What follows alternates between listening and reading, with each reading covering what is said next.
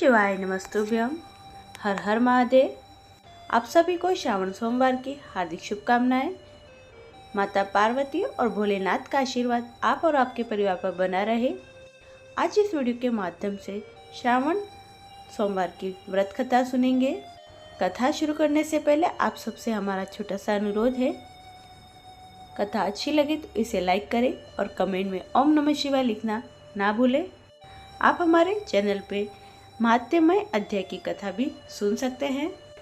एक बार भगवान भोलेनाथ और माता पार्वती जी मृत्यु लोक घूमने की इच्छा से मृत्यु लोक में आए। यहाँ माता पार्वती व भगवान शंकर की मृत्यु लोक में घूमते घूमते विदर्भ देशांतर्गत अमरावती नामक नगरी पहुँचे, जो एक बहुत ही सुंदर थी। यहाँ उन्होंने देखा कि अमरावती नगरी अमरपुरी की दृश्य सभी प्रकार के सुखों से परिपूर्ण थी। उस नगरी में राजा द्वारा बनवाया हुआ बहुत सुंदर भगवान भोलेनाथ जी का मंदिर भी था। उस मंदिर में भगवान भोलेनाथ जी और माता पार्वती निवास करने लगे। एक दिन माता पार्वती जी ने भगवान से कहा, हे प्रभु, आज हम और तुम दोनों चौसर पासा खेलेंगे। शंकर जी ने माता पार्वती जी की बात मान ली और चौसर खेलने लगे। उसी समय मंदिर का पुजारी ब्राह्मण मंदिर में पूजा करने के लिए आया हुआ था। माता ने ब्राह्मण को देखकर एक प्रश्न किया, पुजारी जी बताओ, इस बार दाव में किसकी जीत होगी, किसकी हार होगी? ब्राह्मण ने बिना सोचे समझे कहा, भगवान भोलेनाथ ही जीतेंगे। कुछ समय बाद बाजी समाप्त हुई और माता पार्वती जी की विजय हो गई। माता पार्वती ने ब्राह्मण को झूठ बोलने पर क्रोध आया और कोढ़ी होने का श्राप दे दिया। भगवान शंकर जी बहुत समझाने के बाद भी माता रानी नहीं मानी और वो दोनों वहाँ से चले गए। कुछ समय बाद उस ब्राह्मण पुजारी को कोढ़ होने लगे और धीरे धीरे उसके सारे शरीर में कोढ़ हो गए। ऐसे में बहुत ही परेशान व दुखी रहने लगा। इस तरह कई दिन बीत गए। फिर एक दिन देवलोक की अप्सराएं शिव जी की पूजा करने उसी मंदिर में आई। अप्सराओं ने उस पुजारी को कष्ट देकर बड़े दयाभाव से उसके रोगी होने का कारण पूछा। तब पुजारी जी ने आप बीती सभी बातें निसंकोच होकर उन अप्सराओं को बता दी। यह सुनकर सारी अप्सराएं बोली, हे ब्राह्मण, तुम दुखी मत हो, भगवान भोलेनाथ जी आपके सारे कष्ट दूर करेंगे, परंतु तुम्हें श्रेष्ठ षोडश सोमवार के व्रत पूरे विधि विधान और भक्ति भाव से 16 व्रत करने होंगे और 17वें सोमवार के दिन पाव सेर पवित्र गेहूं के आटे की बाटी बनाएं। इसके बाद घी और गुड़ मिलाकर चूरमा बनाकर भगवान भोलेनाथ जी को प्रसाद चढ़ाना और बाकी के प्रसाद को मंदिर में उपस्थित भक्तों को बांट देना। ऐसे करने से आपकी सारी मनोरथ पूरी होंगी। ऐसा कहकर अप्सराएं देवलोक को चली गई। ब्राह्मण भी यथाविधि षोडश सोमवार व्रत करने लगा। ऐसे में भगवान भोलेनाथ की कृपा से धीरे धीरे ब्राह्मण पुजारी के कोढ़ मुक्त होने लगे। कुछ समय बाद भगवान शंकर जी और माता पार्वती जी फिर से उसी मंदिर में पधारे। तब माता ने उस ब्राह्मण को रोग मुक्त होने का कारण पूछा, तो ब्राह्मण ने माता को 16 सोमवार के व्रत के बारे में विस्तार से बताया। ब्राह्मण की बात सुनकर माता जी बहुत ही प्रसन्न हुई और पुजारी जी से 16 सोमवार के व्रत की विधि पूछी। उसी दिन से माता पार्वती जी भी षोडश सोमवार व्रत करने लगे और लगातार 16 सोमवार व्रत किया। ऐसे में उनकी मनोकामनाएं पूरी हुई। उनके रूठे हुए स्वामी कार्तिकेय जी स्वयं ही माता के आज्ञाकारी हो गए। फिर एक दिन कार्तिकेय को अपना विचार परिवर्तन होने का रहस्य जानने की इच्छा हुई और वह अपने माता के पास आए। बोले, आपने ऐसा क्या उपाय किया जिससे मेरा मन आपकी ओर आकर्षित हो गया? तब माता पार्वती जी ने उन्हें षोडश सोमवार कथा सुनाई। तब कार्तिकेय ने अपनी माता से कहा, इस व्रत को मैं भी करूँगा, क्योंकि मेरा प्रिय मित्र ब्राह्मण दुखी दिल से परदेश गया है। हमें उससे मिलने की बहुत इच्छा होती है। फिर कार्तिकेय जी ने भी 16 सोमवार के व्रत पूरी विधि विधान के साथ किए और उनकी भी इच्छा पूर्ण हुई। उन्हें अपना प्रिय मित्र मिल गया। तब उसके मित्र ने आकस्मिक मिलन का भेद कार्तिकेय जी से पूछा। तब वे बोले, हे मित्र, हमने तुम्हारे मिलने की इच्छा करके 16 सोमवार व्रत किए थे। अब तो उस ब्राह्मण मित्र को अपने विवाह की बड़ी इच्छा हुई और वह भी 16 सोमवार व्रत पूरे विधि विधान के साथ करने लगा। एक दिन वह किसी काम से विदेश गया और वहाँ के राजा ने अपनी पुत्री का स्वयंवर रखा था। उस राजा ने राजकुमारी के विवाह के लिए यह शर्त रखी थी कि इस राजकुमार के गले में सब प्रकार के श्रृंगारित हथिनी माला डालेगी, मैं उसी के साथ अपनी बेटी का विवाह करूंगा। भगवान शिव जी की कृपा से ब्राह्मण भी उस स्वयंवर को देखने के लिए एक और बैठा हुआ था। उस समय हथिनी वहां आई और उस ब्राह्मण के गले में जयमाला डाल दी। इस तरह राजा के प्रतिज्ञा के अनुसार बड़ी धूमधाम के साथ उसकी पुत्री का विवाह उस ब्राह्मण के साथ पूरे विधि विधान के साथ करा दिया गया और उसे बहुत सारा धन देकर सम्मान पूर्वक संतुष्ट किया और वे दोनों सुखपूर्वक रहने लगे। एक दिन उस राजकुमारी ने अपने पति से पूछा, हे प्राणनाथ, आपने ऐसा कौन सा पुण्य किया जो हाथी ने सभी राजकुमारों को छोड़कर आपके गले में जयमाला डाली? तो ब्राह्मण बोला, हे प्राण प्रिय, मैंने अपने मित्र कार्तिकेय जी से यह कथा सुनकर 16 सोमवार का व्रत किया था, जिसके प्रभाव से मुझे तुम जैसी रूपवान पत्नी मिली है। इस व्रत की महिमा सुनकर राजकन्या को बड़ा आश्चर्य हुआ और वह भी पुत्र की कामना के लिए 16 सोमवार व्रत करने लगी और भगवान भोलेनाथ से पुत्र कामना की प्राप्ति करने लगी। शिव जी की कृपा से कुछ समय बाद उसके गर्भ से एक अति सुंदर, सुशील, धर्मात्मा और विद्वान पुत्र हुआ। वह ब्राह्मण और उसकी पत्नी दोनों उस पुत्र को पाकर बहुत ही प्रसन्न हुए और लालन पालन भली प्रकार से करने लगे। जब वह लड़का बड़ा हुआ और समझदार हुआ तो एक दिन अपनी माता से प्रश्न किया कि माता, आपने ऐसा कौन सा पुण्य किया था जो आपको मेरे जैसा पुत्र प्राप्त हुआ? पुत्र की बात सुनकर उस राजकुमारी ने अपने द्वारा किए गए 16 सोमवार व्रत की कथा और पूरे नियमों के बारे में उसे बताया।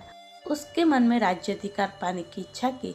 उस लड़के ने उसी दिन भगवान शिव जी को प्रसन्न करने के लिए सोमवार व्रत के पूरे नियमों को करने लगा। एक दिन दूसरे देश के राजा के दूत ने आकर उसको उनकी रानी के लिए चुना और उसे अपने साथ ले आए। राजा ने अपनी राजकुमारी का विवाह उसके साथ कर दिया। धीरे धीरे राजा वृद्ध हो गया और उसके लिए राजकाज संभालना मुश्किल हो गया। उसने अपने दामाद का राज्य तिलक कर दिया और वहाँ का राजा घोषित कर दिया। इस तरह ब्राह्मण पुत्र राजा बनकर भी यह व्रत करता रहा। जब 17वां सोमवार व्रत आया तो उसने अपनी पत्नी रानी से सभी सामग्रियों सहित भगवान भोलेनाथ जी के मंदिर आने को कहा, किंतु रानी मंदिर नहीं गई और उसने अपने दास दासियों को पूजा की सामग्री लेकर मंदिर भेज दिया। राजा ने पूरे विधि विधान से भगवान शिव जी की पूजा की। जब वह वहां से जाने लगा तो उसने सुना कि आकाशवाणी से एक आवाज आई और उसने कहा, हे राजा, अपनी इस रानी को राजमहल से निकाल दे, नहीं तो ये तेरा सर्वनाश कर देगी। इस वाणी को सुनकर राजा आश्चर्य में पड़ गया और उसने तुरंत मंत्रियों की बैठक बुलाई और आबृत्ति सुनाई। मंत्री आदि सभी बड़े विस्मय और दुख में डूब गए, क्योंकि जिस कन्या के साथ राज्य मिला है, राजा उसी को राज्य से निकालने का जाल रच रहा है। यह कैसे सहेगा? अंत में राजा ने अपनी रानी को राजमहल से निकाल दिया। रानी दुखी हृदय से अपने भाग को कोसती हुई अपने राज्य से बाहर चली गई। बिना चप्पल, कटे फटे वस्त्र पहने भूखी प्यासी धीरे धीरे चलकर एक नगर में जा पहुंची।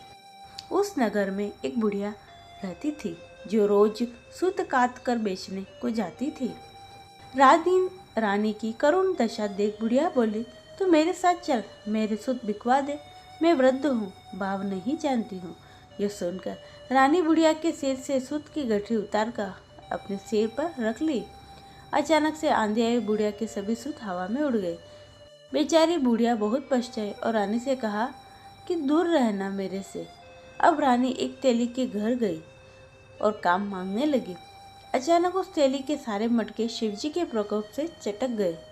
ऐसी दशा देखकर उस तेली ने रानी को अपने घर से निकाल दिया। इस प्रकार रानी अत्यंत दुख पाती हुई एक नदी के तट पर गई तो देखा नदी अचानक सूख गई।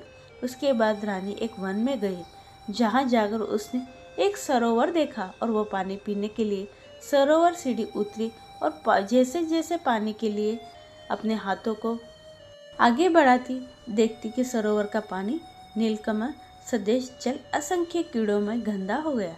रानी ने अपने भाग्य का दोषारोपण करते हुए उस सरोवर का जल पीकर अपनी प्यास बुझाई।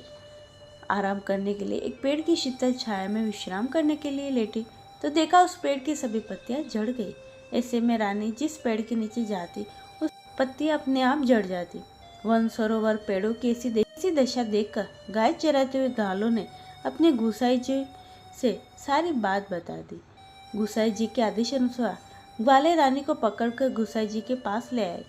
रानी की मुख कांति शरीर शोभा देखकर गुसाई जी जान गए कि यह कोई विधि की घृति की मारी कुलीन अबला है।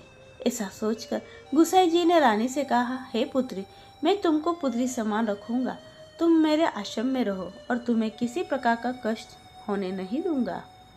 गुसाई जी के ऐसे वचन सुनकर रानी को थोड़ी धीरज मिली और वह आश्रम में निवास करने लगी। आश्रम में रानी खाना बनाती तो उसके खाने में कीड़े पड़ जाते।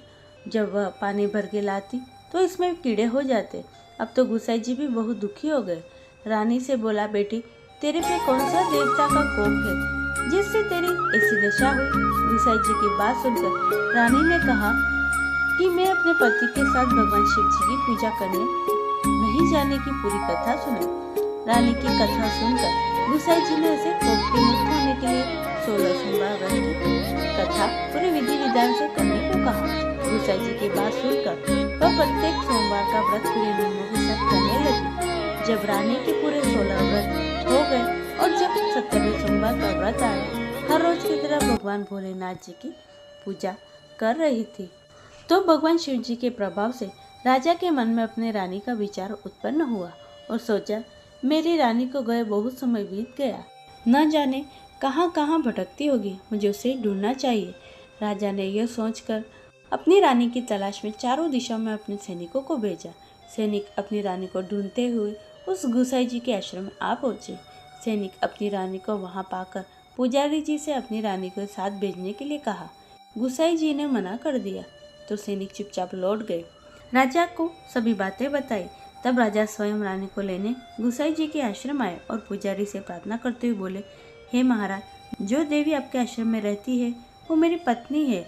शिव जी के कोप से मैंने इसका त्याग कर दिया था। अब इस पर भगवान शिव जी का कोप शांत हो गया है, इसलिए मैं इसे लेने आया हूँ। आपकी आज्ञा हो तो मैं इसे ले जा सकता हूँ। गुसाई जी ने राजा के वचनों को सत्य समझकर रानी को राजा के साथ जाने की आज्ञा दे दी। गुसाई जी की आज्ञा पाकर रानी अपने पति के साथ अपने राज्य के लिए चल दी। रानी के आने की खबर पाकर राज्य के अनेक निवासी इस प्रकार के बाजे बजाने लगे। नगर के दरवाजे पर तोरण बंधनवारों से विविध विधि से नगर को सजाया गया। नगर में घर घर में मंगल गान होने लगे। पंडितों ने विविध वेद मंत्रों का उच्चारण करके अपनी रानी का स्वागत किया। इस प्रकार रानी ने अपने राजधानी में पुनः प्रवेश किया। राजा ने अपनी रानी के आने के लिए खुशी से ब्राह्मणों को अनेक प्रकार के दान आदि देकर संतुष्ट किया। याचकों को धन धान्य दिया और पूरी नगरी में जगह जगह सदाव्रत खुलवाए जहाँ भूखों और गरीबों को खाने को मिले। इस प्रकार राजा रानी भगवान भोलेनाथ की कृपा से सुख भोगते हुए 16 सोमवार व्रत की कथा करते रहे। अंत समय में अनेक प्रकार के सुख भोगते हुए शिवपुरी को पधारे। इसी कारण कहते हैं, जो मनुष्य भगवान भोलेनाथ जी की भक्ति मन वचन क्रम द्वारा 16 सोमवार के व्रत पूरे विधि विधान के साथ करता है, वह इस मृत्युलोक से समस्त सुख भोग कर अंत में भगवान के धाम जाता है। समस्त सुख को भोग कर अंत में भगवान के चरणों में शिवपुरी को प्राप्त होता है और इस व्रत के करने से सबके मनोरथ पूर्ण होते हैं। हे भोलेनाथ, जैसी कृपा आपने व्रत करने वालों पे की, ऐसे ही कृपा कथा सुनने वाले, व्रत करने वाले और कथा पढ़ने वालों पे करना। सबकी मनोवांछित इच्छाएं पूरी करना। बोलिए उमापति महादेव की जय। ये थी आज की 16 सोमवार व्रत कथा। आशा करती हूँ आपको अच्छी लगी होगी। आपको ये कथा पसंद आई है तो इसे लाइक करें और कमेंट में ओम नमः शिवाय लिखना ना भूलें। सभी भक्तों को राधे राधे।